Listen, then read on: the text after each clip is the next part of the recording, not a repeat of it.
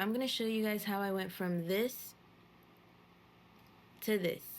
These tips are easy to do and you can start them today. Number one tip that is going to change your life: lip gloss. I used to be that girl who's just like, I just never really did a bunch of makeup, but one day I got a gift, and the gift was lip gloss, and it was a tinted lip gloss, and I put it on my lip, and I was shocked at how much it elevated my look. Like, literally, I just looked simple, but then with the lip gloss, it just made me pop. You know how when you get your nails done and you just want to show everybody? The same thing. I had my lip gloss and I just wanted to talk. I just want to talk. You just need to put something on your face just to make you look a little more alive. If you're not going to do lip gloss, you can do mascara. If you're not going to do mascara, you could do your eyebrows. But what I've noticed, lip gloss, if your lips look juicy and plump, it just gives you that confidence. Lip lining and lip gloss, those two, they work like this. Number two, hair. For your hair, just make sure it's neat or it looks put together. Try something different. Know what colors look good with your undertone. Know what haircuts look good on you as well. Try out different things. Layers. If you don't have layers, add some layers to your hair. That will make a great difference. Protective styles. Try different things. It doesn't matter what you do, but whatever you do, as long as it's neat, looks put together, and the cut is nice, and the color. With my undertone of skin, dark hair really looks good on me. It doesn't mean that I'm only gonna wear like only black is good. I'm only gonna wear black. No, it just means that dark toned hair colors look better on me. So I once had red hair, but I tried like bright. It wasn't bright red. It was kind of reddish, brownish. I tried that, and when I have like a darker red or a deeper red, I feel like it looks a little bit better, a little more, it just fits my skin and my undertone better. What kind of hairstyle you have and the color that you have on your hair shapes your face. So do some research on that, and that's gonna help you out a lot. Clothes is number three.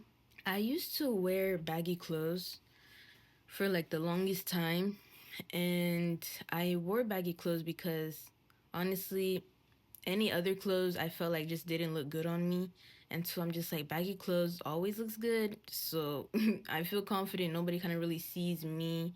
It's just me and my baggy clothes, and we're good. But once I learned how to dress for my body type, shape, and kind of see what clothes flatters me and what doesn't, that was it. I was set. There's different body types, and you just kind of have to know which one you are. And then also, when you wear your clothes, what do you usually gravitate towards? So for me, I had to explore different necklines. What I've noticed that flatters me better is like a V neckline, a sweetheart neckline, and also just a neckline that just goes straight across. And I really like those neckline, and it suits me well. Doesn't mean I don't wear other necklines, but I gravitate more towards those necklines, and I like it better on me. Sunscreen. Okay, sunscreen is super important. It doesn't matter what skin color you are, sunscreen is good for you. There was like a time where like people started talking about sunscreen more, and then I started using sunscreen, and my skin changed for the better. Number one, like a lot of my hyperpigmentation, it kind of went down a little bit. Like I noticed a difference with that. And then also the sunscreen provided my skin with like a natural glow. You know how you can use a moisturizer? You put the moisturizer on your face, and then a few hours later it kind of disappears and your face kind of looks dull again, or it doesn't look as alive. It's dull, like there's no shine, it's just done. And then when you use an oil on your face, makes your face look oily. So you may think that you're getting that glow, but it looks oily. It looks oily. Sunscreen is that perfect combination of moisture and shine. So together,